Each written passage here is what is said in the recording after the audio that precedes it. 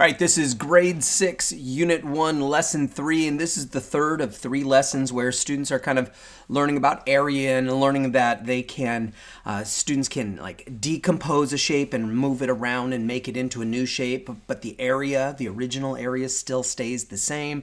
And so we're just going to continue with that skill, decomposing and recomposing and rearranging area and shapes, right, to find the area. So let's get started. So the warm-up problem is we're going to look at figure A right here, figure A and figure B. It says, is the area of figure A greater, less, or equal to the area of figure B? And so we take a look at A and we take a look at B, and we could see that B, pretty much the only thing that's different is this little block has been moved out here compared to A. So we see that A is the same as B, except B has this little rectangle moved outside. So we could say that the areas are equal. All right, for our main activity, we're actually going to do 2 activities today. We're going to do one where we're talking about area on top of the grid, that's some scaffolding, and then area without the grid, and that's we're removing the scaffolding. So the same strategies are going to be in play, just without the grid, the underlying grid. So it says each grid square, so they're talking about each one of these little grid squares, not the entire thing, is 1 square unit. Find the area in square units. And now here's the key, without counting. All right, so we could count, but that's not the point. And so let's take a look at A. And how might we figure out the area of A? Well, we could cut it right here. And we could do 2 times 6 to find this area up here, which is 12 units. We could do 3 times 4 to get the area down here to get 12 units. So we could see that the area is 24 square units. Looking at B, once again, we could count all the individual squares. I mean, that would be kind of cheating. 1, 2, 3, 4, 5, 6, but that defeats the purpose. So a variety of ways to get this answer. One way, we can look at the entire square, the square in its entirety. We do have to do a little bit of counting to find the dimensions. 1, 2, 3, 4, 5, 6. 1, 2, 3, 4, 5, 6. So it's a 6 by 6 square, which means it has an area of 36 units. But we do a little bit of math and we can see that there's 9 units that are unshaded. So 36 minus 9 gives us, what, 27? So we know that the area of this blue portion is 27 units squared. Right here, a variety of ways. Parents and teachers, there's some really cool thinking that's possible for this problem right here. It's really kind of neat. So what I'm going to do is I'm going to take this triangle right here, and I'm going to, let's move it. I don't even have to rotate it. A lot of people are going to just take it and rotate it around. Let's see. They're going to rotate it like this and put it right there. But I'm going to leave it where it is, oriented the way it is. I'm just going to slide it down here. So you go from here to right here, and that makes a complete rectangle. Then I'm going to repeat that process. I'm going to take this triangle right here, and I'm going to slide it up to here. So we no longer have this triangle and this triangle because it got moved. And so we now have 2 rectangles. This is a 2 by 4 rectangle, and this is a 2 by 4 rectangle. So we have 8 units and 8 units, so a total of 16 units squared. That's actually a cool one. That's not the only technique. There could have been other techniques to get that answer, but what's non-negotiable is the fact that the answer should be 16. Now this is cool. We can there's a whole host of ways to get this answer, but I'm going to take advantage of the fact that the problem C and problem D are related problems. I could take the outline of that which we already know. I mean, and then I can move it over here. Look at that. That's kind of cool. That's kind of cool. So the point of that, the reason I'm going to do that is I know that the blue area in problem C has an area of 16 units squared, and which is the white part of problem D. So I can take a look at D in its entirety. 1, 2, 3, 4, 5, 6. It's a 6 by 6. So that the area of the entire thing is 36 square units. And I know that the area of these little triangle wedges is 16. How did I get that? That was from the previous problem. So if I take 36 and subtract 16, I get an area of 20 square units. And that gives me the area of this blue portion that is remaining. Now that's not the only way that we could get this answer, but that's the way I don't know, I thought I would try it that way. So question, it says, are you ready for more? Rearrange the triangles from figure C so they fit inside figure D. Oops, I kind of did that already and colored in. So basically what they were, I kind of did that already. So I'm going to skip that problem. All right, now it's basically the same, only they've removed the grid. So we have to have that grid in our mind, and so when we're thinking about this shape. So I'm going to take this shape, and I see that the triangle that they've given us so far is 3 by 5, right? And I can see that this triangle right here is also 3 by 5. So that means I can take that shape and I can just slide it straight up so it's no longer here, and it makes a rectangle. It makes a rectangle that is 3 by 5. In fact, I want to do that in blue. It makes it 3 by 5 as a rectangle. So 3 times 5 gives me 15 square units. Taking a look at B, now B is exactly like D. So it's kind of like, no, it's exactly like C up there. So I can see that these triangles, if I wanted to, and I'm going to, I can take this triangle right here, and I can slide it down here, wha-bam, and then I can take, let's do it in a different color. I could take this triangle right here, and I can slide it up there, so that this is no longer here, this is no longer here. And what we've done is we've created 2 rectangles. This is a 2 by 4 rectangle, 2 by 4, which has an area of 8 square units. And this is an area of 8 square units. So I can see that that blue figure overall has an area of 16 square units. And this one just screams out subtraction for me, that I can see that the entire figure has an area of 25 because 5 by 5 equals 25 square units. And then I could see this little internal gap, the empty stuff. 2 times 2 is 4, so that's 4 square units. So I just do a little bit of subtraction, 25 minus 4, that gives me 21 square units. All right, so that's the main activity. The summary is basically a nice, clear way for students to reflect on that idea that figures can be cut up and moved around, and we can do stuff. And we can rearrange the shape so that it's easier for us to find the area of that figure. So just because you decompose it and move it around doesn't mean you've changed the area. You've just probably made it easier to get the answer. So let's do a little bit of practicing here. Find the area, and of course it doesn't say, but we should find the area without counting. But boy, if you wanted to, and if your students are struggling, tell them just count. Just count. 1, 2, 3, 4, 5, 6, 7, 8, 9, 10, 11, 12, 13, 14, 15, 16, 17, 18, 19, 20, 21, 22. Done. 22 square units. Straightforward, right? But if they can figure out how to get the answer without counting individually, let them. Try and encourage that. So in this case, we could see that the area of the entire thing is 6 by 6. So that's 6 times 6 is 36 square units.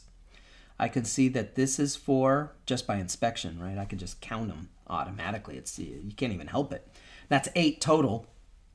So 36 minus 8 gives me 28 square units. All right, right here. Ooh, this is juicy. I like this. I could see that, I could see right here is a triangle. And I can see that that triangle, I can rotate it. And where would I go? No, I can't rotate it. Oh, that's so cool. I have to flip it. Ooh, and I can't show how to flip it. So, yeah, I can't. Wow, that's really cool. So this triangle right here is going to get moved and rotated and flipped. Really, yeah, wow, that's really cool. It's flipped. And it goes right here. So it creates a 2 by 3 rectangle. So I could see that this full rectangle right here is 6. Now this rectangle is gone. I could see that this is 2 by 6. So 2 by 6 is 12. So 12 plus 6 gives me 18 square units. Very, very cool. So to continue on, number 2, it says find the area of each shaded region and show or explain your reasoning. So, all right, so the idea is we are going to do it without that grid, right? We don't have a grid anymore. And so let's dig in. And so let's take a look. So finding the area of each shaded region, I'm going to take this figure and I'm going to cut it into a couple of shapes that are familiar with me. And so up here I see a 2 by 2. So that's an area of 4 units squared. And that creates this new rectangle right here. Now, what are the dimensions of that new rectangle? Well, we see that the width is 6. We definitely see the width is 6, but what's the height? The height is not 6, even though that's the number we see right there.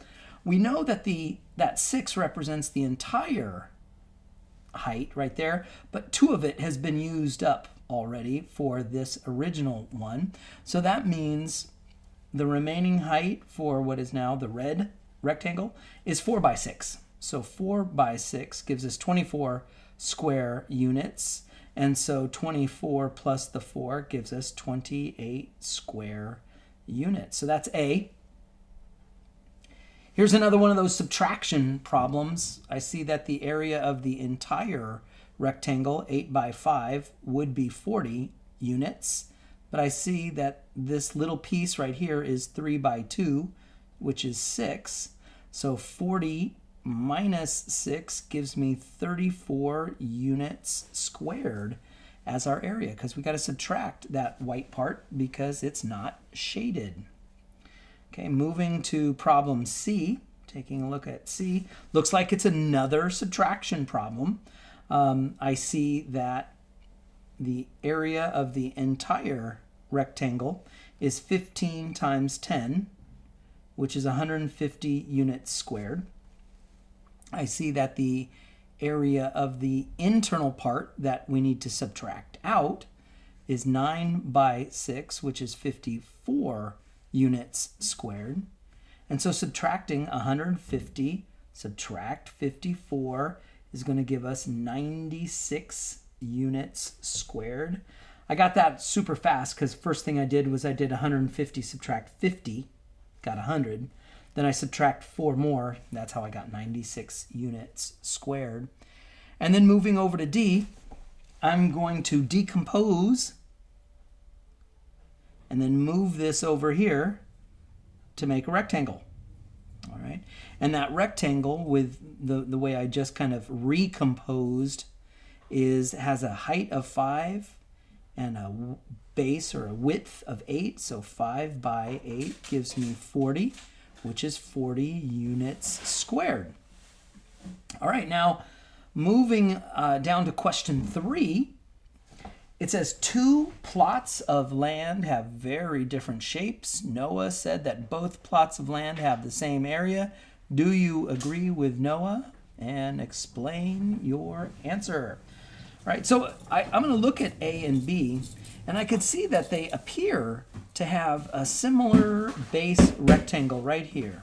That this rectangle right there, it matches, right? Plot A is a rectangle. Plot B is based on a rectangle, but it's not exactly a rectangle. Now I can take a look at that triangle that appears to be cut out, and I can see, oh, it is exactly the portion that's been cut out has just been reattached over here. So that tells me that plot A and plot B have the exact same area. And moving to our last problem, it says a homeowner is deciding on the size of tiles to use to fully tile a rectangular wall in her bathroom. That is 80 inches by 40 inches. The tiles are squares and come in 3 side lengths, 8 inches, 4 inches, and 2 inches. And we need to see which ones of these statements do we agree with. So it says statement A, regardless of the size she chooses, she will need the same number of tiles. Wrong. We know that's wrong. No way. False. Because some tiles are large, some tiles are small, which automatically means she's going to need a different number of tiles depending on the size of her tiles. Statement B says, okay, regardless of the size she chooses, the area of the wall that is being tiled is the same. The area of the wall that is being tiled is the same. Well, that's a true statement. The wall never changes. We choose different sizes of tiles, but the wall itself never changes. So that statement is true. So let's go to the next one. It says she will need two 2-inch tiles to cover the same area as one 4-inch tile. Now I'm going to jump in there and say that's false. How do we know? Because let's draw it. So let's draw a 4-inch tile. So if this is a 4-inch tile, remember they're all squares, 4-inch squares, and we want to know how many 2-inch tiles would she need. So a 2-inch tile is going to go halfway across and halfway up. So that is a 2-inch tile right here. And we could see we would actually need 4 2-inch tiles to equal a 4-inch tile. So we would actually need 4 2x2s. So let me kind of zoom in here and write 2 and 2. Now when I so if that's 2x2, here's a tile, here's a tile. So we've already used up 2 2x2 tiles, plus we have another 2 up here. So we know that that statement is definitely false. Next statement, it says she'll need 4 4-inch tiles to cover the same as one 8-inch tile. So let's draw it. So I'm going to draw in an 8-inch tile. Now how many 4-inch tiles are we going to need? Well, if this is, let's do that in black. This is an 8x8. A 4-inch tile is going to look like that right here. There is a 4x4, and I can label it. Let's label it 4x4. And now if I were to zoom out, and I can say, well, how many 4x4s do we need for this 8x8? I could see, well, there's a 4x4, there's a 4x4, there's one, there's one. Oh, it actually looks like that statement, she will need 4 4-inch tiles to cover the same as 1 inch. Looks like that statement is true. We got it right here. That says so down here. And the last question, if she chooses the 8-inch tiles, she will need a quarter as many, right here it says a quarter, as many as she would with a 2. Well, let's take a look. So let's draw it. So I'm going to draw an 8 by 8 tile. Let's pretend that's 8 by 8. So if that's an 8 by 8, how many 2 by 2s are we going to fit?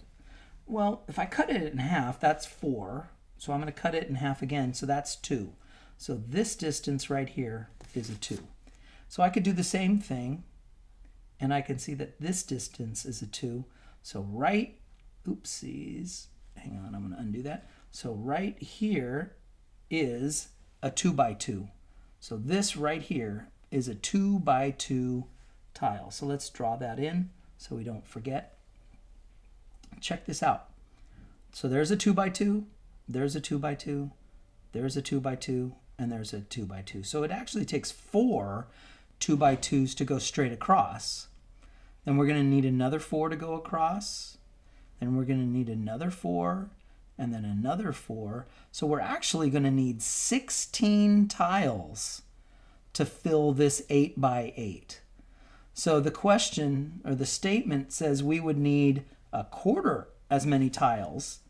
And the truth is, no, we would need a 16th as many tiles because we can actually fit 16 2 by 2s in an 8 by 8. So that is a false statement because the answer is 16th. 1/16 as many, not 1/4 as many. So as we end this, the idea of this lesson is just to solidify the idea that area is the same if you decompose it and rearrange it, that the area, while the shape may change, the area itself stays the same.